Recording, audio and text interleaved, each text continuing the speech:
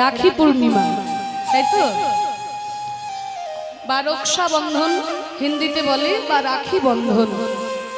এই রাখি পূর্ণিমার দিনে রাখি বন্ধন করা হয়, তাই না? তা আজকের এই তিথিটা কিন্তু খুব গুরুত্বপূর্ণ তিথি। সাধারণ মানুষের কাছে এটা রাখি পূর্ণিমা, কিন্তু বৈষ্ণব জগতে এই পূর্ণিমাটা হচ্ছে ঝুলন পূর্ণিমা। কারণ এই পূর্ণিমাতেই রাধা গোবিন্দ আমার ঝুলনে ঝুলেছিলেন, ঝুলন দোলায় রাধা গোবিন্দ দুলেছিলেন। তাই বৈষ্ণব জগতে এটি হচ্ছে ঝুলন পূর্ণিমা। কিন্তু আরেকটা এই পূর্ণিমার মাহাত্ম্য আছে, সেটা হয়তো আমরা অনেকেই জানি না। জানেন তো, এই রাখি পূর্ণিমার দিনে বলরামের জন্ম হয়েছিল। এটা কিন্তু আমাদের অনেকের জানা নেই। আমরা রাখি পূর্ণিমা জানি যে রক্ষা বন্ধন করা হয়, সাধারণ মানুষ জানে, এবং বৈষ্ণব জগতে ঝুলন পূর্ণিমা বলেই আমরা জানি। কিন্তু বলরামের জন্ম হয়েছিল এই ঝুলন পূর্ণিমা বা রাখি পূর্ণিমা তিথিতে। শ্রাবণ মাসের যে পূর্ণিমা, বৈশাখ মাসের পূর্ণিমা হচ্ছে বুদ্ধ পূর্ণিমা, জ্যৈষ্ঠ মাসের পূর্ণিমা স্নান যাত্রার যে পূর্ণিমা, আষাঢ় মাসের যে পূর্ণিমা গুরু পূর্ণিমা, আর শ্রাবণ মাসের যে পূর্ণিমা সেটা হচ্ছে এই ঝুলন পূর্ণিমা বা রাখি পূর্ণিমা। এই দিনেই কিন্তু বলরামের জন্ম হয়েছিল। আবার এই রাখি পূর্ণিমার দিনে আরেকটা লীলা হয়েছিল। ভগবান শ্রীকৃষ্ণ কিন্তু কালিয়নাকে দমন করেছিলেন এই রাখি পূর্ণিমার দিনে। কারণ দাদা বলরামের জন্মদিবস ছিল বলে দাদা বলরাম সেদিন গোচারণে যায়নি। তা সেই সুযোগে গোবিন্দ দেখলেন আজকে যখন দাদা বলরাম আসেনি, কালিয়নাকে আজকে আমাকে দমন করতে হবে। এই জন্য খুব গুরুত্বপূর্ণ কিন্তু এই তিথিটা। একদম চারটি মাহাত্ম্য এই তিথির রয়েছে। একদিকে রাখি পূর্ণিমা, আবার ঝুলন পূর্ণিমা, আবার বলরামের জন্ম হয়েছিল, আবার কালিয়নাকে দমন করেছিলেন গোবিন্দ আজকের এই তিথিতে। ওই জন্য আজকের এই পুণ্য তিথিতে, শুভ ঝুলন পূর্ণিমা তিথিতে সকল ভক্তবৃন্দের সমাগমে আজকের এই হরিবাসর যেন মধুর বৃন্দাবনে পরিণত হয়েছে। সেই রাধা কৃষ্ণ ঝুলনে ঝুলেছিলেন আজকের এই পুণ্য তিথিতে। রাধা কৃষ্ণ একই আত্মা দুই দেহ ধরি অন্যন্যে বিলসে রস আস্বাদন করি। সেই দুই তনু এবে চৈতন্য গোসাই লীলারস আস্বাদিতে দোহে হইলা এক ঠাই। রাধা এবং কৃষ্ণ একই আত্মা, পৃথক নয়। সেই দুটি দেহ এক হয়ে, দুটি দেহ মিলিত হয়ে সোনার বরণ গৌর হয়ে এসেছেন আমাদের সোনার নদিয়ায়। তাই কখনো তার মধ্যে আমরা দেখতে পাই রাধারানীর ভাব, কখনো দেখতে পাই কৃষ্ণের ভাব। এই যে রাধা কৃষ্ণের মিলিত তনু হয়ে তিনি আমাদের মাঝখানে অবতীর্ণ হলেন, এই আসার পেছনে কিন্তু বাবা খুব সুন্দর দুটি কারণ লুকিয়ে আছে। একদিকে তিনি যেমন লীলা আস্বাদন করবেন বলে এসেছিলেন, এটা তার ব্রত ছিল। অন্যদিকে তিনি আমাদের মতো কলিহত জীবকে উদ্ধার করার জন্য এসেছিলেন, এটাও কিন্তু তার আরেকটা ব্রত ছিল। একদিকে লীলা আস্বাদন, অন্যদিকে জীব উদ্ধার। আপনি আচরি ধর্ম জীবের শেখায়, আপনি না কইলে ধর্ম শেখানো না যায়। একদিকে লীলাস্বাদন, অন্যদিকে জীব উদ্ধার। মাগো, বৃন্দাবনের শ্রীমতী রাধারানী কৃষ্ণকে ভালোবেসেছিলেন। তা সেই কৃষ্ণকে ভালোবাসার যে কি সুখ, কি গভীরতা, কি মহিমা ভগবান শ্রীকৃষ্ণের একদিন জানার ইচ্ছে হলো। যে রাধারানী প্রেম কেমন, সেই প্রেমের মাধুর্য কেমন, সেই প্রেমের গভীরতা কতখানি। কইছন রাধা প্রেমা, কইছন মাধুরীমা, কইছন সুখে তুহু ভোর। এতিন বাঞ্ছিত ধন ব্রজে না হইল পুরাণ, ভাবিয়া না পাইনু। রাধারানী প্রেম কেমন, সেই প্রেমের মাধুর্য কেমন, সেই প্রেমের গভীরতা কতখানি ভগবান শ্রীকৃষ্ণের জানার ইচ্ছে হলো। এখানে চৈতন্য চরিতামৃতে কৃষ্ণদাস কবিরাজ খুব সুন্দর একটা কলম দিচ্ছেন যে কৃষ্ণ মাধুর্যের আশ্চর্য এক বল, কৃষ্ণ আদি জীবগণ করই চঞ্চল। এই কৃষ্ণ মাধুর্যটা এমনই বস্তু ছিল বাবা, যে শুধু জগতের জীব নয়, শুধু জগতের জীব নয়, স্বয়ং ভগবান কৃষ্ণ একদিন নিজের প্রতিচ্ছবিকে নিজে দর্শন করে আকুল হয়ে গেছিলেন, ব্যাকুল হয়ে গেছিলেন। একদিন ভগবান শ্রীকৃষ্ণ বৃন্দাবনের একটা মণিখচিত দেওয়ালে নিজের প্রতিচ্ছবিকে নিজে দর্শন করলেন। নিজের প্রতিচ্ছবিকে নিজে দর্শন করে মনে মনে চিন্তা করছে, আহা, সম্মুখে দাঁড়িয়ে কত সুন্দর একটা রূপের মানুষ।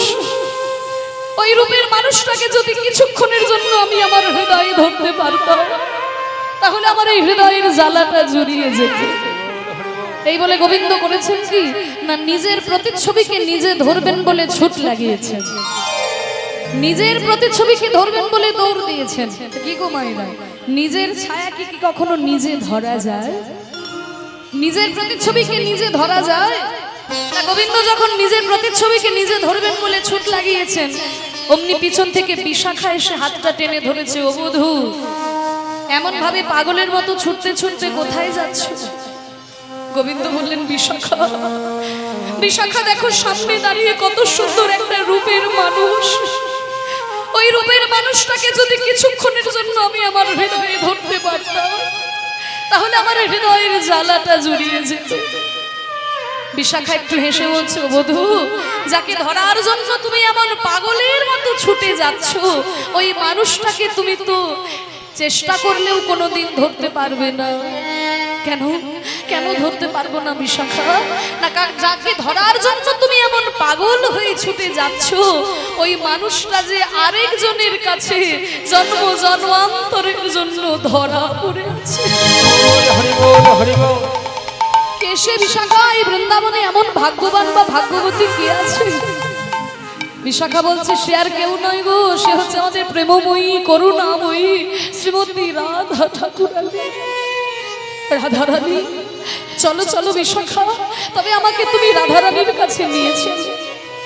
আজকে রাধারানীর চরণ তলে এসে গোবিন্দ বলছেন, রাধে গো, যেই মানুষটাকে দেখে আমি এমন পাগল হয়েছি, আমি এমন ব্যাকুল হয়েছি, আমি বিশাখার মুখে শুনলাম ওই মানুষটা নাকি তোমার কাছে জন্ম জন্মান্তরের জন্য ধরা পড়ে আছে। ওগো রাধে গো, আমি সারা জীবনের জন্য চাইছি, মাত্র কিছুক্ষণের জন্য যদি তুমি ওই মানুষটিকে আমায় দিতে, তাহলে আমার এই হৃদয়ে ধরে আমার এই হৃদয়ের জ্বালাটা আমি জুড়াতাম। রাধারানী একটু হেসে বলছে, বধূ, যাকে ধরার জন্য তুমি এমন পাগল হয়ে আমার কাছে ছুটে এসেছো, ওই মানুষটাকে আমি দিলেও যে তুমি কোনোদিন ধরতে পারবে না। কেন বিশাখা, কেন পারবো না? কারণ যাকে ধরার জন্য তুমি এমন ছুটে যাচ্ছ, সে হচ্ছে একটা পূর্ণ বিষয়, আর তুমি নিজেও হলে একটা পূর্ণ বিষয়। তাহলে তো বাবা, বিষয় হয়ে কখনো বিষয় ধরা যায় না। বিষয় ধরতে গেলে আগে যে তোমাকে আশ্রয় হতে হবে, আশ্রয় না হলে তুমি বিষয় ধরতে পারবে না। তখন গোবিন্দ বললেন, রাধে গো,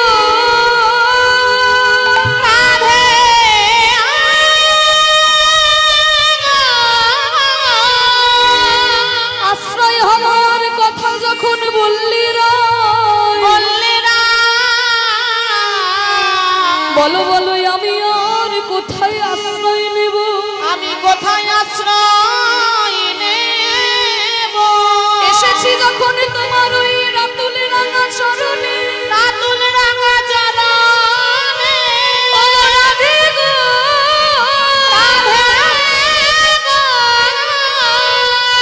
আজ হতে আমি তোমার যুগল চরণে আশ্রয় করলাম, আশ্রয় করলাম। রাধে বিনোদিনী গো, বিনোদিনী গো, তোমার ওই চরণকে আশ্রয় করে, তোমার ভাবে ভাবিত হয়ে, তোমার প্রেমে প্রেমিত হয়ে, ও গো রাধে গো, রাধে গো, ওই মানুষটিকে ধরবার জন্য আমি দাঁড়ে দাঁড়ে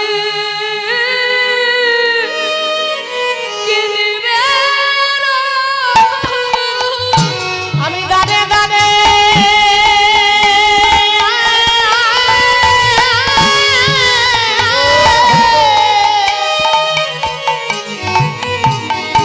কেঁদে বেড়াবো।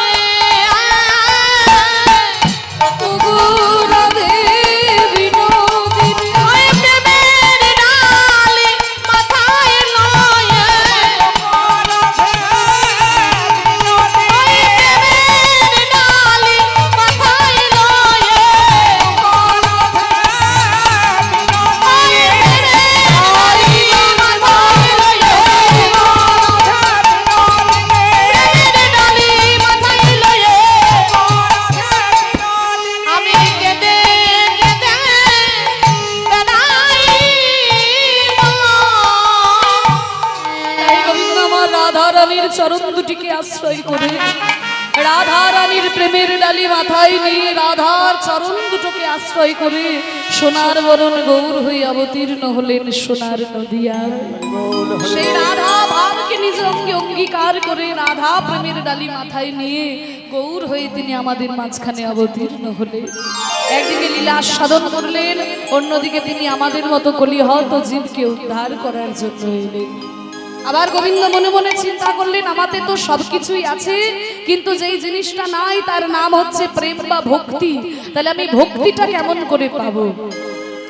তা ভগবানের যখন ইচ্ছে হলো ভক্ত হবার, সকল শাস্ত্রকে ডাকলেন, ওগো গীতা, ওগো উপনিষদ, ওগো রামায়ণ, মহাভারত, ভাগবত, তোমরা কি কেউ বলতে পারো আমি ভক্তিটা কেমন করে পাবো?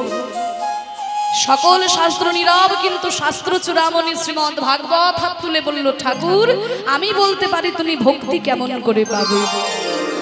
বলে বলো ভাগবত। বলে না, আগে তুমি আমাকে অভয় দাও, তারপরে বিধান দেব।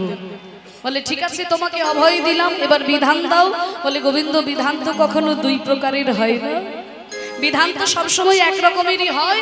তা ভক্তদের জন্য তুমি তো বিধান দিয়েই রেখেছো, ভক্তদের জন্য তুমি যে বিধানটা দিয়েছো, তোমার ক্ষেত্রে সেই বিধানটা কেন আলাদা হবে? ভক্তি যদি তোমাকে পেতেই হয়, ভক্তি যদি তোমাকে অর্জন করতেই হয়, তবে যে ভক্তের চরণ ধুলাই তোমাকে গড়াগড়ি দিতে হবে। ভক্তের চরণ ধুলাই গড়াগড়ি না দিলে পরে ভক্তি লাভ করা যায় না। তাহলে ভক্তিটা কোথায় পাওয়া যায়? ও মায়েরা, এই পৃথিবীতে কোটি কোটি বাজার আছে, কোটি কোটি দোকান আছে। কোন দোকানে গিয়ে যদি বলো, দোকানদার আমি তোমাকে 100 টাকা দিলাম, আমাকে 100 টাকার ভক্তি দাও তো, এই জগতের কোন দোকানদার কিন্তু দিতে পারবে না। কারণ এই ভক্তির একটা নির্দিষ্ট বাজার আছে, এই বাজারটার নাম হলো আজকের মতো এই সাধু গুরু বৈষ্ণবের বাজার। এই বাজারে যদি একবার আসা যায়, টাকা লাগে না, পয়সা লাগে না, শুধু দুটি বাহু তুলে যদি বলা যায়, নিতাই গৌর হরি,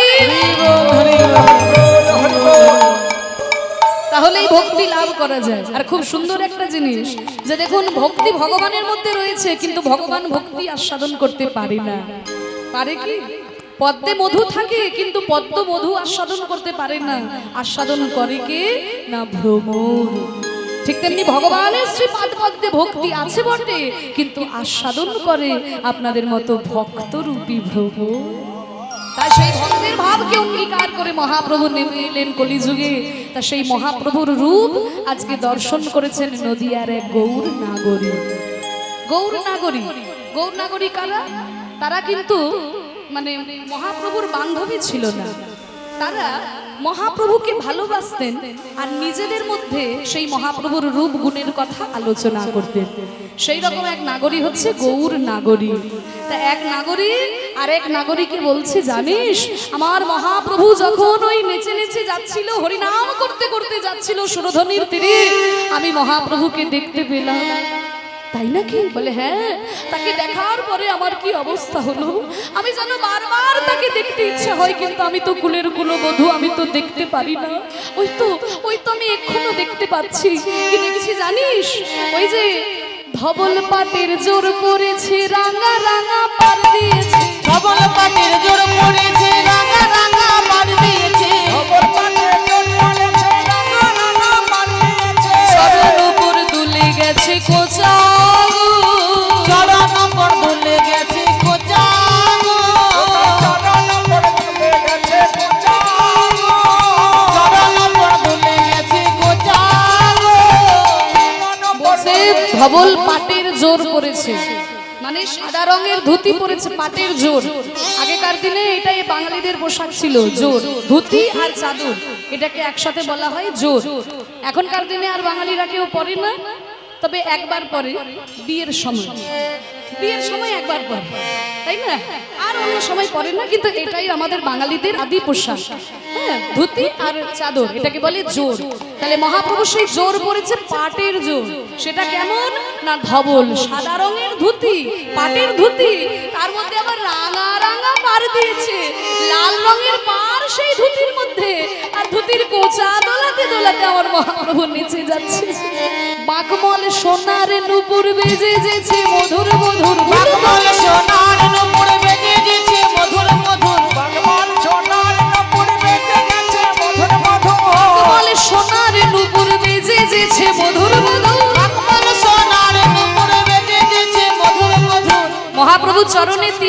গয়না বাঁক, মল আর নুপুর, এই তিনটি কিন্তু সোনার।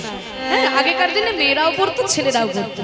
বাঁক কোনটার গোড়ালির ওপরে আগেকার দিনে একটা গয়না পরতো, সেটাকে বলা হচ্ছে বাঁক। আর পায়ের পাতাটা যেখানে শেষ হচ্ছে সেখানে থাকে মল, আর পায়ের পাতা আর গোড়ালির মাঝখানে নুপুর। তিনটে গয়নাই কিন্তু সোনার। বাঁকমল সোনার নুপুর বেজে যেছে মধুর মধুর, বাকমল সোনার নুপুর বেজে যেছে মধুর মধুর, রূপ দেখিয়া ভুবন মুরছাবো, রূপ দেখিয়া ভুবন মুরছাবো। আবার কি দেখলাম জানিস? কি দেখলি রে? ওই যে দিঘলে দিঘলে চাচরে তু চুল তাই গুজেছে চাপা ফুল, দিঘল দিঘল চাচর চুল তাই তো দেখে চাপা ফুল, দিঘলে দিঘলে চাচর চুল, দিঘল দিঘল মানে একেবারে ঢেউ খালানো কোকড়ানো চুল মহাপ্রভুর। দিঘলে দিঘলে চাচর চুল তাই গুজেছে চাপা ফুল, দিঘল চাচর চুল তাই বুঝেছে চাপা ফুল, ও মা চাচর চুলে চাপা ফুল, চাচর চুলে চাপা ফুল, চাচর চুলে চাপা ফুল, চাচর চুলে চাপা ও ফুল, মজালে মজালে কুল চাচর চুলে চাপা ফুল, মজালে মজালে ফুল, চাচর চুলে চাপা ফুল।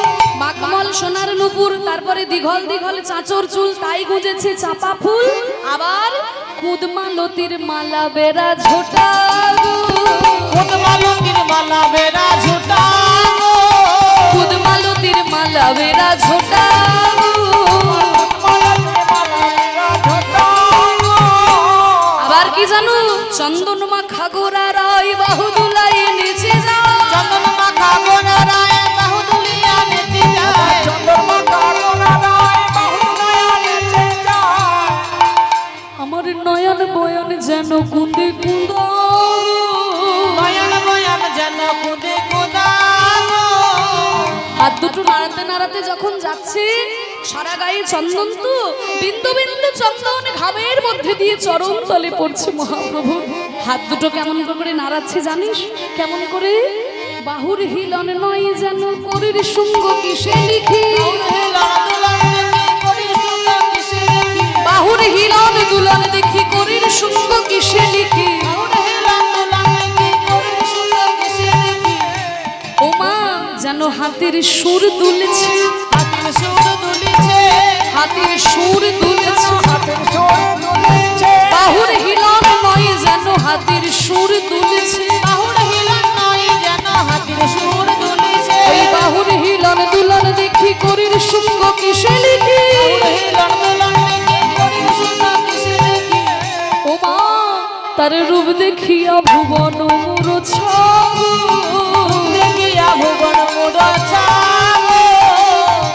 ও মাইরা তোমরা আমাকে ভালোবাসো? ভালোবাসো কি গো? ভালোবাসো আমাকে? সত্যি কথা বলছো? সবাই ভালোবাসো? বেশ, যারা যারা ভালোবাসো না একটু উলুধ্বনি দাও।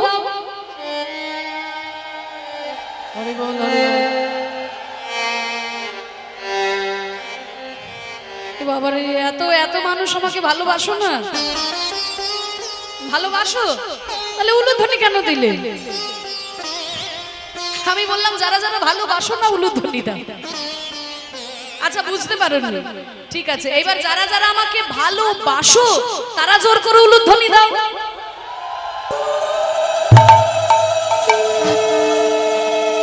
বাহ, না না, সবাই ভালোবাসে, সবাই ভালোবাসে গো, তখন বুঝতে পারে। যা, তোমরা এত মানুষ আমাকে ভালোবাসো বলে সত্যি আমার মনটা আনন্দে ভরে যাচ্ছে। ও মায়েরা, ভালো যখন বাসো তাহলে আমার জন্য একটা কাজ করতে পারবে? বলে এই মরেছে, ভালোবাসি বলে বিপদে পড়েছে, এখন আবার কাজ দিয়ে দিচ্ছে। বলে না গো মা, কোনো কঠিন কাজ নয়, খুব সহজ কাজ, কোনো কঠিন কাজ নয়, জানো তো? এই দেখো, এই যে আমি তো কুলের কুলবধূ, আমি তো ঘরের বাইরে বেরোতে পারি না, আর আমি ভালোবাসি ওই মহাপ্রভুকে, তা মহাপ্রভুর সামনে গিয়ে আমি তার সঙ্গে কথা বলতে পারি না। তাহলে ভালো যখন বাসো, আমার জন্য একটা কাজ করো। আমি তো এই কুলের কুলবধূ, আমার শাশুড়ি আছে, ননদি আছে, আমার কুল মর্যাদার ভয় আছে, আমি বাইরে গিয়ে মহাপ্রভুর রূপ দর্শন করতে পারি না, মহাপ্রভুর নাম করে কাঁদতে পারি না। কিন্তু এই যে ছোট্ট জানলাটা দেখছো, এই রাস্তা দিয়ে, এই সামনের রাস্তা দিয়ে মহাপ্রভু আমার হরিনাম করতে করতে চলে যায়। যখন এই জানলাটার সামনে দিয়ে যায়, ওইটুকু সময় আমি আমার গৌর হরিকে দর্শন করতে পারি, জানো তো। তা তোমরা যদি আমাকে ভালোবাসো, তাহলে কিছু কথা বলে, দুটো কথা বলে মহাপ্রভুকে এই জানলাটার সামনে দাঁড় করিয়ে রাখতে পারবে, তাহলে বেশিক্ষণ, একটু বেশিক্ষণ আমার মহাপ্রভুকে আমি দর্শন করতে পারবো। হরি বল, হরি বল। ওরে কেউ এমন ব্যথার ব্যথিক থাকে, কথার ছলে খানিক রাখে। এমন ব্যথার ব্যথিক থাকে, কথার ছলে খানিক রাখে। কেউ এমন ব্যথার ব্যথিক থাকে, যে কথার ছলে খানিক রাখে। এমন ব্যথার ব্যথিক থাকে, কথার ছলে খানিক রাখে। একটু কথা বলে যদি আমার গৌর হরিকে দাঁড় করিয়ে রাখো, তাহলে কি হবে জানো? আমি নয়ন ভরে দেখি রূপখানি গো, নয়ন ভরে দেখি রূপখানি গো, নয়ন ভরে দেখি রূপখানি গো।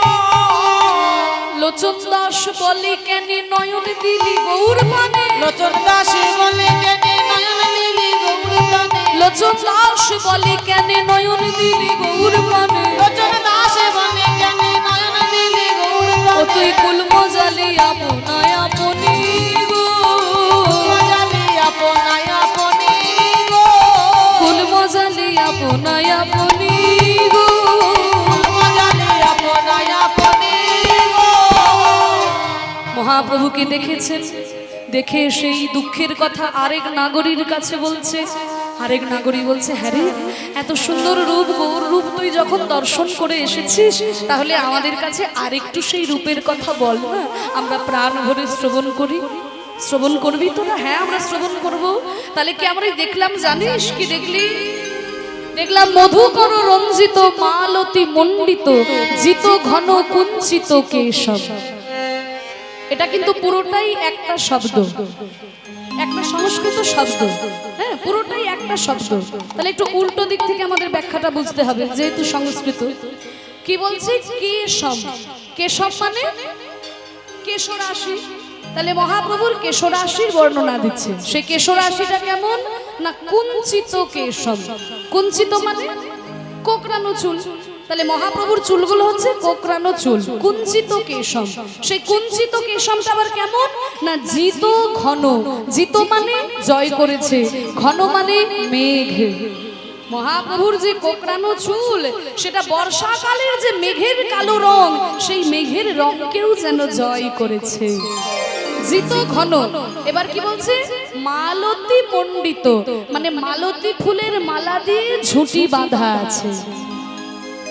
ওপরের যে সামনের দিকের কেশরাশিগুলো ওপরের দিকে তুলে ঝুঁটি বাঁধা আছে, আর পিছনের দিকে কেশরাশিগুলো ঝুলছে। সেগুলো মনে হচ্ছে যেন ঘন কালো মেঘ, মেঘকেও জয় করেছে। আর ওপরে যে ঝুঁটিটা বাঁধা আছে মালতী ফুলের মালা দিয়ে। বলে না, মালতী ফুল নয়, মধুকর রঞ্জিত। প্রত্যেকটা মালতী ফুলের উপরে মধুকর এসে এমন ভাবে বসেছে, দেখে মনে হচ্ছে যেন মধুকর দিয়েই কেউ মালা করে দিয়েছে। এবার বুঝে পেয়েছেন? মধুকর রঞ্জিত মানে মধুকর দিয়ে সাজানো, মালতী মণ্ডিত মালতী ফুলের মালা দিয়ে ঝুঁটি বাঁধা, জিত ঘন মানে কালো মেঘের বর্ণকেও জয় করেছে, কুঞ্চিত কেশম মহাপ্রভুর ওই কোকড়ানো চুল। তাহলে কেশরাশির নিচে কি রয়েছে? তিলক বিনিন্দিত শশধর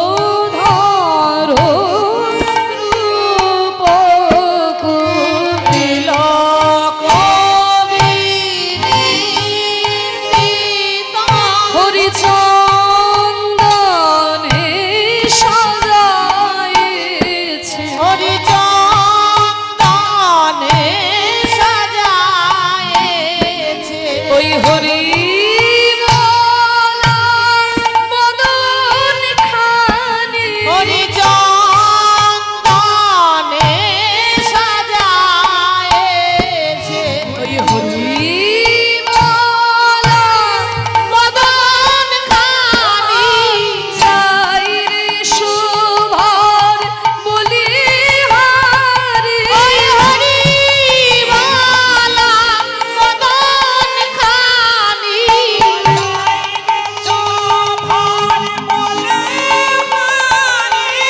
হরি বল মদন খানি যাই রে সোহান বলিহারি হরি বল হরি বল যাই রে সোহান বলিহারি যাই রে সোহান বলিহারি হরি চন্দনে সাজাইছে তিলক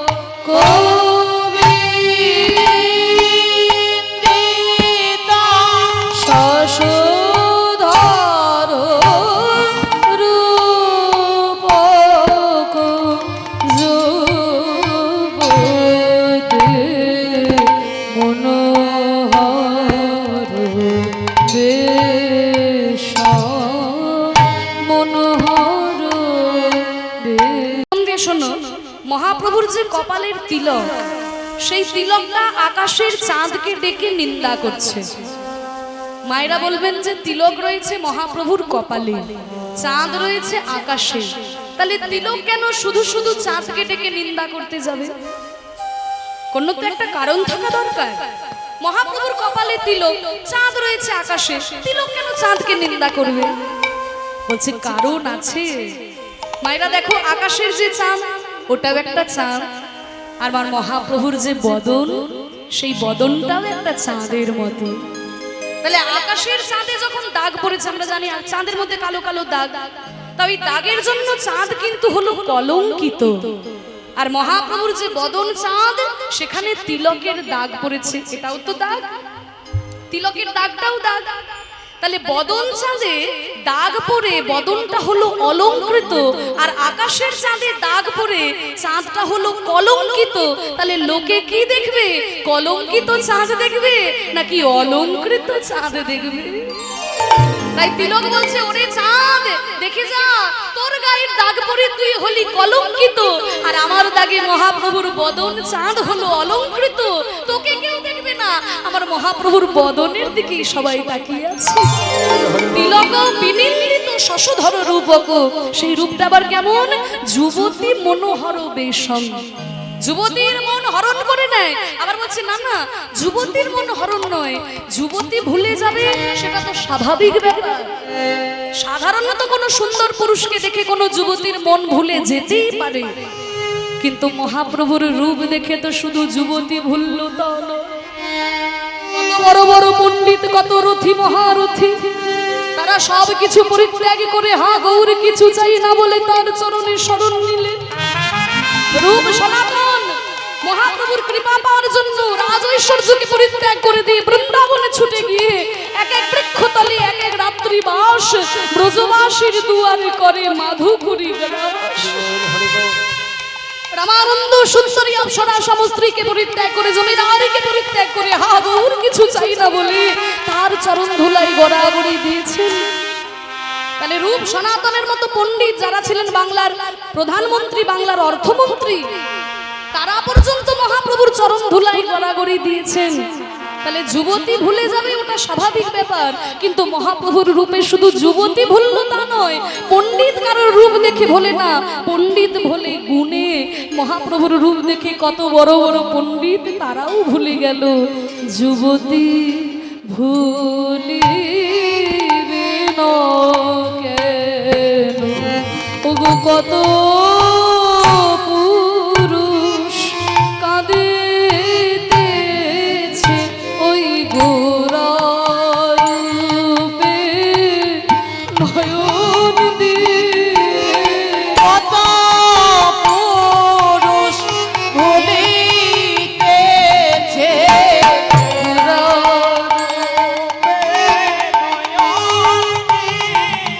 ওই কত পুরুষ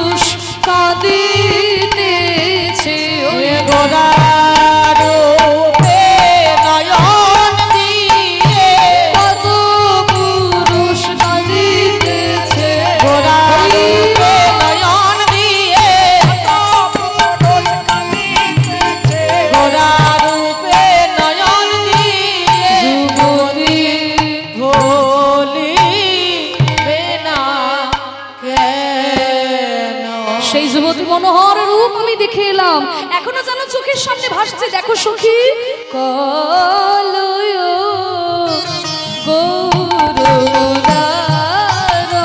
সখী কলয়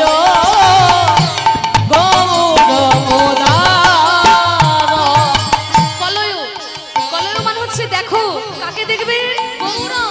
সেই গৌর কেমন উদার, এমন মহাপ্রভুর মতো উদার, করুণার সিন্ধু অবতার। না না, এমন হয় না আর হবার নই গো, এমন হয় না আর হবার নয় গো, করুণা সিন্ধু অবতার। এমন হয় না আর হবার নয় গো, কলিযুগের ভাগে হয়ে গেল করুণা সিন্ধু অবতার, কলিযুগের ভাগে করুণা সিন্ধু অবতার, করুণা সিন্ধু অবতার। এমন হয় না আর হবার নয় গো, ওই নিন্দিত হঠাৎ কান্তি কলেবর নিন্দিত হাত ক্লান্তি কলেবর। তোমার কাঁচা সোনা আমি কিসে বাগুনি, কাঁচা সোনায় আমি কিসে মনি, আমার গৌরাঙ্গের রূপ লাবণী। কাঁচা সোনায় আমি কিসে মনি, এ যে লাখো বানো কাঞ্চন ওই গোরাঙ্গের পোলাবনি, লাখো বানো কাঞ্চন যিনি, ওই গোরাঙ্গের পোলাবনি, ওই গোরাঙ্গের পোলাবনি। কাঁচা সোনায় আমি কিসে মনি, সোনার সঙ্গে মহাপ্রভুর রূপের আমি কি তুলনা করব? শুনেছি জগতে সোনা নাকি সুন্দর, জগতে সোনা নাকি সুন্দর। তা সেই সুন্দর সোনা, সোনার সঙ্গেও মহাপ্রভুর রূপের কোনো তুলনাই হয় না। কেন? কারণ সোনা হচ্ছে কঠিন, আমার মহাপ্রভু হচ্ছে কোমল। আর সোনা পড়লে অহংকার হয়। কি গো মায়েরা, অহংকার হয় না? সোনার অহংকার, সোনা পড়লে অহংকার হয়। কিন্তু মহাপ্রভুর কে যদি কেউ হৃদয়ে ধারণ করতে পারে, তার অহংকার যদি থেকেও থাকে সেটাও দূরে চলে যায়। সোনার অহংকার এমন মাগো, কি গো, কোনো বিয়ে বাড়িতে যদি আপনি সোনার গয়না পরে যান, কোনো মা যদি সোনার গয়না পরে যান, দেখবে একবারে অহংকারে মাটিতে পা পড়বে, তাই না? কেউ যদি ইমিটেশনের গয়না পরে যায়, তার অত অহংকার হবে না। কিন্তু সোনার গয়না যদি পরে, তার একেবারে অহংকারে মাটিতে পা পড়বে। সোনার এমন অহংকার জানো তো মা, অহংকারে জামাইও শাশুড়িকে ছাড়ে না, শাশুড়িও জামাইকে ছাড়ে না। জামাইও শাশুড়িকে ছাড়ে না, শাশুড়িও জামাইকে ছাড়ে না। একটা ছোট্ট উদাহরণ দিয়ে বলি, ও মায়ের একটু মন দিয়ে শোনো। ঘুমাও, ওই দেখো ঠাকুমা ঘুমাচ্ছে, দেখো। ও ঠাকুমা ওঠো। সেই আর কি, সারাদিন রাত্রি বসে কীর্তন শ্রবণ করছে। আর শোনো, ঘুমাও না, একটা গল্প বলি শোনো। একজন জামাই বুঝলে প্রথমবারের জন্য শ্বশুর বাড়ি গেছে। শ্বশুর বাড়ি গেছে, এবার শাশুড়ি মা তো খুব আদর যত্ন করছে। জামাই প্রথমবার এসেছে বলে কথা, নানান রকম দ্রব্য ব্যঞ্জন রন্ধন করে জামাইয়ের সামনে শাশুড়ি নামিয়ে দিয়েছে। আর জামাই খেতে বসেছে, পাশে বসেছে শাশুড়ি মা, বসে বসে হাওয়া করে দিচ্ছে যে জামাই বাবা তুমি যেন লজ্জা করো না, আমি তোমার মায়ের মতো, তোমার যা প্রয়োজন হবে তুমি আমার কাছে চেয়ে নেবে। এবার জামাই তো খেতে শুরু করেছে, মনে মনে চিন্তা করছে শাশুড়ি তো বেশ ভালোই আয়োজন করেছে, এক হাত থেকে গোল করে কাঁসার থালাবাটিতে সব সাজিয়ে দিয়েছে। আমি কোন বাড়ির ছেলে সেটা তো একটু শাশুড়িকে জানাতে হবে। তা দেখুন, জামাইয়ের 10টা আঙুলে 10টা সোনার আংটি, জমিদারের ছেলে 10টা আঙুলে 10টা সোনার আংটি। তা সেই আংটিটা দেখাতে হবে শাশুড়িকে। এবারে শাশুড়ি যখন বলে বাবা তাহলে আর দুটো ভাত দিই, তখন 10টা আঙুলের 10টা সোনার আংটি দেখি জামাই বলে না মা, আর না আর না। হাতের 10টা আঙুলের 10টা আংটি দেখিয়ে বলছে আর না আর না। শাশুড়ি মনে মনে চিন্তা করছে জামাই প্রথমবার এসেছে বলে হয়তো লজ্জা পাচ্ছে আমার সামনে, ঠিক আছে একটু আদর করলে হয়তো ভালো করে খাবে। মানে বাবা তুমি জানো একটু লজ্জা করো না, আমি তো তোমার মায়ের মতো, আর একটু দি। এবার যখন হাতের 5টা আঙুল 10টা আঙুলের 10টা আংটি দেখানো হলো, কিন্তু ছোটবেলায় গাছ থেকে পড়ে একটা দাঁত ভেঙে গেছিল। জমিদারের ছেলে তো, বাবা দাঁতটাকে সোনা দিয়ে বাঁধিয়ে দিয়েছে। তা মনে মনে চিন্তা করলে হাতের আংটিগুলো তো দেখানো হলো, কিন্তু এই সোনার দাঁতটা তো শাশুড়িকে দেখানো হয়, এই সোনার দাঁতটা তো শাশুড়ি দেখেনি। তখন শাশুড়ি বলছে বাবা তাহলে আর একটু শুক্ত দি। তখন জামাই বাবা সোনার দাঁত দেখিয়ে বলছে না আর না আর না আর না আর না। শাশুড়ি এবার বুঝতে পেরে গেছে কি জামাই বাবা তুমি তো আমাকে দেখি লজ্জা পাচ্ছ না, তুমি আমাকে সোনার দাঁত দেখাচ্ছ। তুমি কি ভেবেছো তুমি জমিদারের ছেলে, আমি কি জানতাম বাড়ির বউ নাকি? শাশুড়ি মনে মনে চিন্তা করছে দেখিয়ে দেবো আমিও কোন বাড়ির বউ, আমিও জামাইকে ভালো করে বুঝিয়ে দেব। রাত্রেবেলাতে যখন সন্ধ্যাবেলায় ঘরে গিয়ে আলমারিটা খুলেছে, গয়নার বাক্স বার করেছে, যত গয়না ছিল এক ধার থেকে সব পড়েছে। মানে মাথার টিকলি থেকে শুরু করে নাকের নখ, বড় বড় কানের মালা, চুড়ি, বাজু, তারপরে সব পরেছে, কোমর বন্ধনী সব, নুপুর সব রকম পরে নিয়েছে। এবার পরে রাত্রেবেলায় জামাইকে খেতে দিতে এসেছে।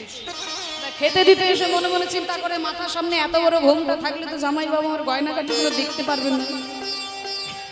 এবার জামাই তো দেখে অবাক, শাশুড়ি এত সাজগোজ কেন করেছে। এবার জামাই বাবাকে তখন শাশুড়ি মা মনে মনে চিন্তা করছে এত বড় ঘোমটা থাকলে আমার এই নাকের নথটা দেখতে পারবে না। তখন ঘোমটাটা সরিয়ে শাশুড়ি জামাইকে বলছে বাবা আর দুটো দিন, আর দুটো ভাত। এবার নাকের নথটা দেখানো হয়ে গেছে, হাতের কঙ্কন গুলো দেখিয়ে বলছে বাবা তাহলে আর একটু ডাল দেবে, ডাল। সেটাও দেখানো হয়ে গেছে। এবার সব দেখানো হয়ে গেছে, হাতের বাজুও দেখানো হয়ে গেছে, সব দেখে নিয়েছে জামাই। কিন্তু আমার এই কোমরে 10 ভরি ওজনের একটা কোমর বন্ধনী আমার শাশুড়ি আমাকে দিয়েছিল, এইটা তো জামাইকে দেখানো হয়নি। তখন ওই কোমর বন্ধনীটা দেখিয়ে শাশুড়ি জামাইকে বলছে বাবা তাহলে আর দুটো দি, আর দুটো দি। সোনার অহংকার, বুঝলে তো মা?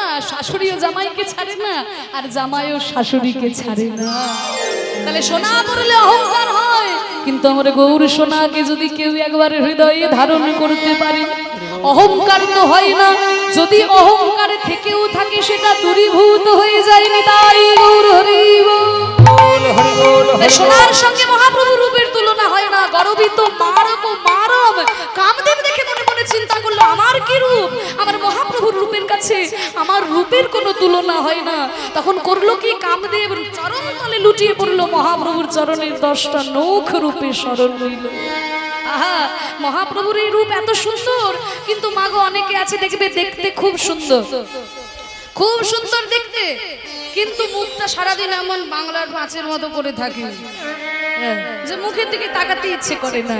কিন্তু মহাপ্রভু যেমন দেখতে সুন্দর, তেমনি মুখে মৃদু মন্দ হাসি, মধু মধু রশ্মিত লোভিত তনু, মধু মধু রশ্মিত লোভিত তনু, অনুপম ভাব বিলাস, অনুপম ভাব বিলাস, নিজ নব রাগ বিমোহিত মানস,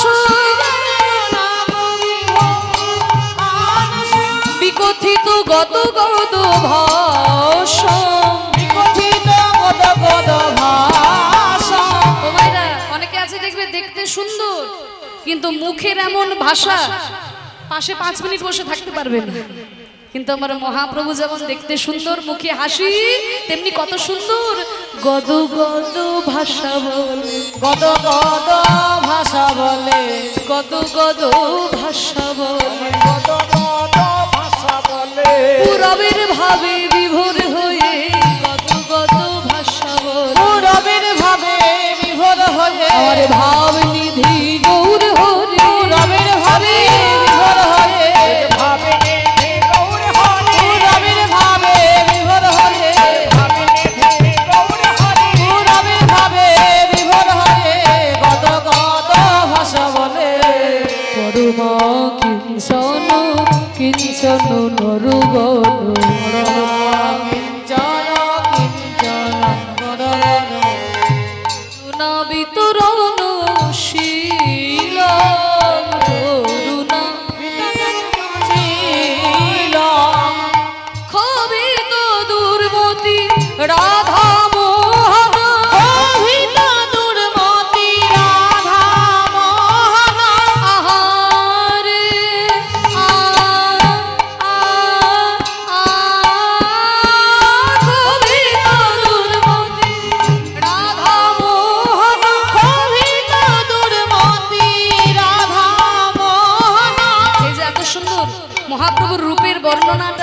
দিচ্ছেন পুরো সংস্কৃত ভাষায়।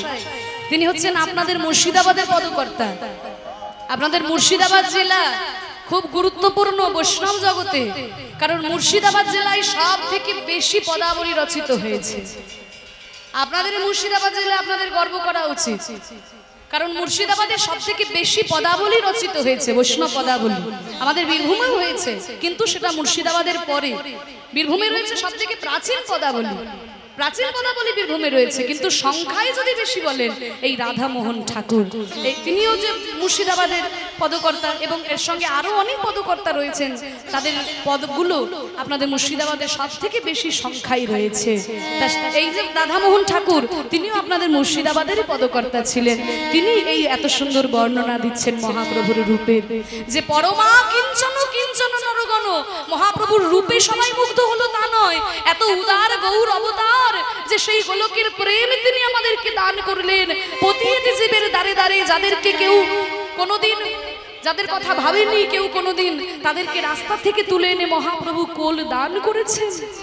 আকিঞ্চনকে তিনি কোল দান করেছেন। তা বলছে পরমা কিঞ্চন কিঞ্চন নরগণ করুণা বিতরণশীলম। সেই গোলকের প্রেম তিনি বিতরণ করে দিয়েছেন। কিন্তু আমার এমন দুর্ভাগ্য যে মহাপ্রভুর ওই প্রেম আমি লাভ করতে পারলাম না। ক্ষোভিত দুর্মতি রাধা মোহন, ক্ষোভিত দুর্মতি রাধা মোহন, নামক নিরূপম লীল, মারক নিরূপম লীল, নামক নিরূপম লীলা, নামক নিরূপম